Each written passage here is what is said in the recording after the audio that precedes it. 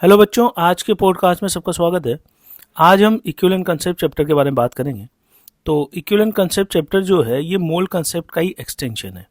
यानी कि मोल कंसेप्ट में जब हम क्वेश्चन सॉल्व करते हैं तो हमें बैलेंसिंग करने की आवश्यकता होती है, जबकि हम इक्विवेलेंट कंसेप्ट के थ्रू जब सॉल्व करते हैं तो बगैर बैलेंसिंग के भी क्वेश्चन को सॉल्व कर सकते हैं। ये इसका सबसे बड़ा एडवांटेज है।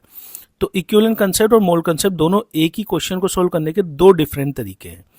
अब इक्विवेलेंट कंसेप्ट में जब हम बात करते हैं तो सबसे पहले आता है लॉ ऑफ केमिकल इक्विवेलेंस। अब केमिकल इक्विवेलेंस क्या बोलता है कि always one equivalent of a substance reacts with another equivalent of substance and forms one equivalent of product. यानी कि यहाँ आप याद कर सकते हो, एक की रिएक्शन एक से होगी और एक ही बनेगा। यानी कि यहाँ पर वन वन का रिलेशन चलता है। तो यहाँ पे हम बैलेंसिंग चूंकि नहीं कर रहे हैं, तो मान लो कोई भी रिएक्शन आपको दे दी कि NaOH रिएक्ट्स विद H2SO4, तो आपको सीधा ही करना है कि equivalence of NaOH is equal to equivalence of H2SO4।